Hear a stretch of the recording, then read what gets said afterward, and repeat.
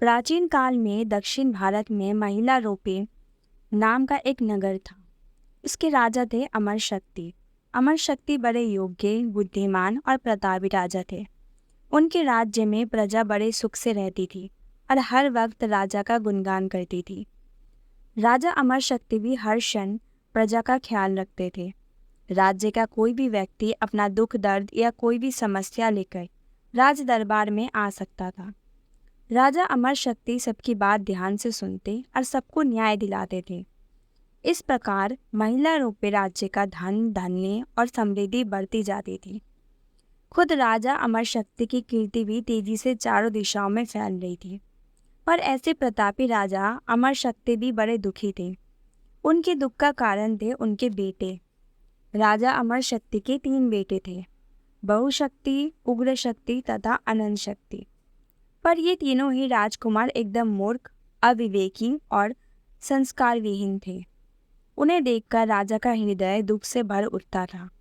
राजा ने राजकुमारों को सब प्रकार का ज्ञान तथा शिक्षा देने की बहुत कोशिश की, पर तीनों ही राजकुमार इतने मूढ़ और आलसी थे कि वे कुछ भी ग्रहण नहीं कर पाए।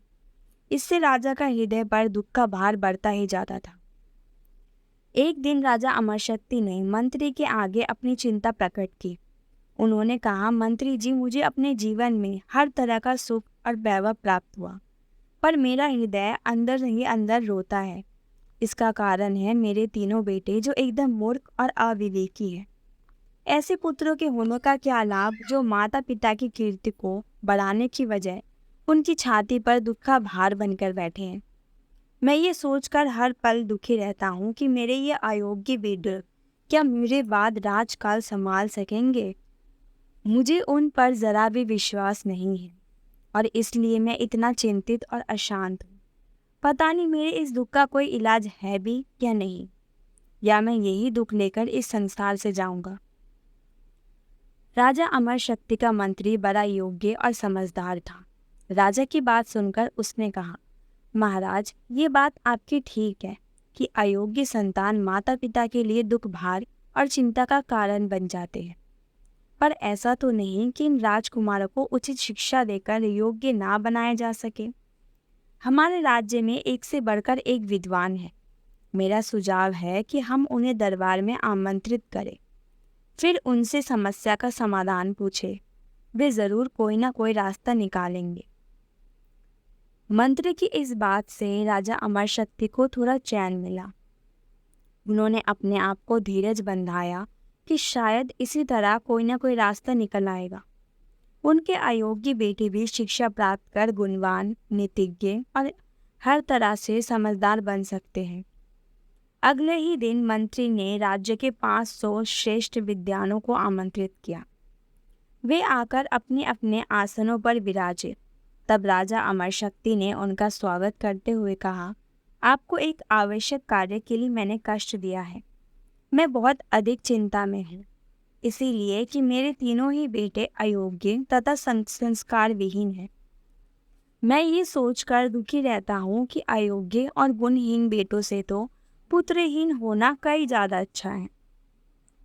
आप कृपया कोई ऐसा तरीका बताएं जिससे इन अयोग्य राजकुमारों को उचित शिक्षा देकर योग्य और समझदार बनाया जा सके। अगर आपसे कोई इन राजकुमारों को शिक्षा देने का जिम्मा उठा ले तो मुझे बड़ी खुशी होगी। सुनकर एक क्षण के लिए वहां सन्नाटा सा छा गया, इसलिए कि उन राजकुमारों के आलस्य, छूता और ढिठाई के बारे में सभी जानते थे। आखिर एक विद्वान आचार्य ने कुछ देर सोच विचार के बाद कहा, महाराज, इस दुनिया में असंख्य ग्रंथ हैं जिसमें ज्ञान भरा पड़ा है। उनके अध्ययन से मनुष्य का हृदय अलौकिक हो उठता है, पर राजकुमारों ने अपना अविवेक और आलस्य से वह समय व्यर्थ ही गवा दिया। जब उन्हें पूरी लगन और गंभीरता से शिक्षा प्राप्त करनी चाहिए थी, अब थोड़े समय में सभी ग्रंथों का अध्ययन करना तो असंभव कार्य है।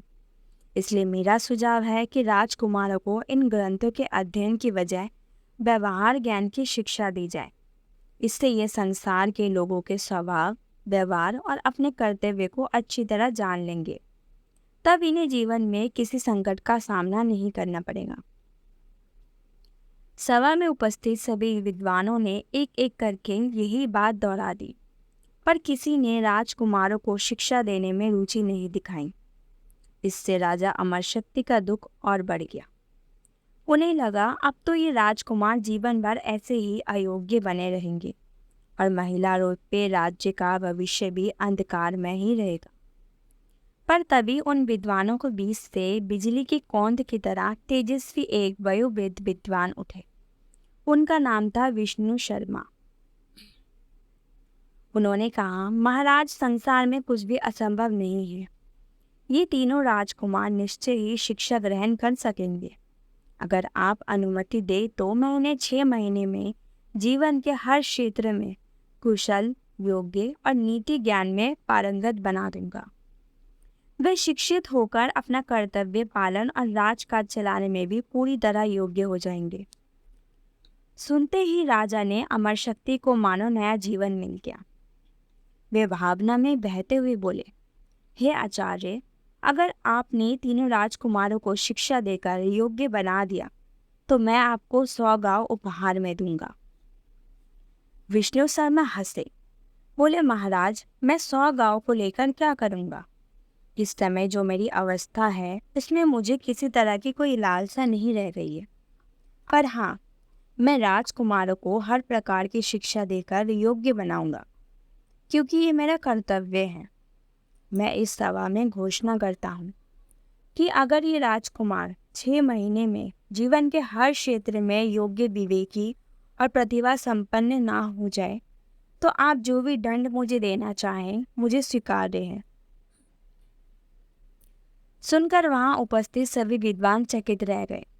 राजा अमरशक्ति ने विष्णु शर्मा के पास जाकर क्षमा मांगते हुए कहा, हे आचार्य, मैंने 100 गांव उपहार में देने की बात कहकर आपकी शिक्षा का मोल लगाने की धृष्टता की।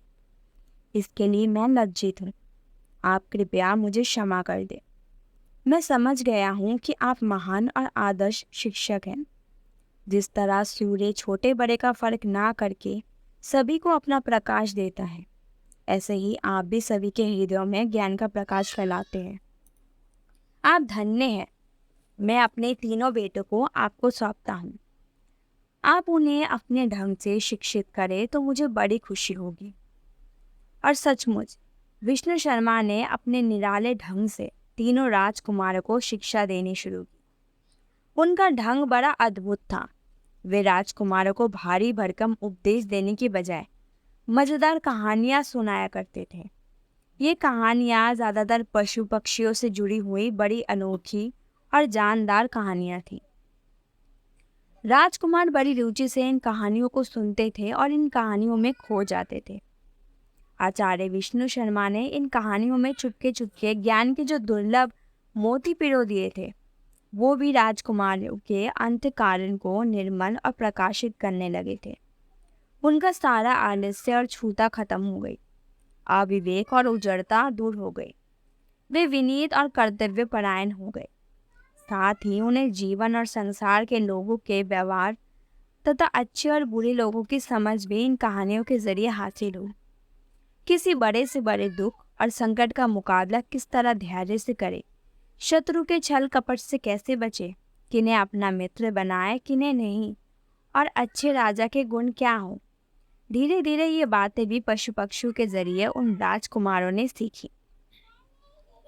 अब वे बड़ी रुचि से जीवन की गहरी और गूढ़ बातों को भी समझदार उन पर गहराई से विचार करने लगे। और यूं इन छोटी छोटी रसपूर्ण कहानियों के जरिए वे योग्य, समझदार तथा राजकाज में निपुण हो गए। राजा अमरशक्ति और महिलाओं पे राज्य की प्रजा तो विष्णु शर्मा के इस चमत्कार से गदगद थी। आसपास के राज्यों में भी जिसने आचार्य विष्णु शर्मा के बारे में सुना वे चकित हो उठा। वाकई विष्णु शर्मा की रोचक कहानियों के जरिए सीख देने का ये तरीका एकदम जादू जैसा प्रभावी और असरदार था। आचार्य विष्णु शर्मा ने राजकुमारों को ज्ञान देने के लिए जिन रोचक और अद्भुत कहानियों को रचा था, उनका संचयन किया गया और वही पंचतंत्र कहलाया। एक ऐसा अमर ग्रंथ जिसका रस आनंद सारी दुनिया में फैला और लोग आज भी बड़े आदर से विष्णु शर्मा का नाम लेते हैं।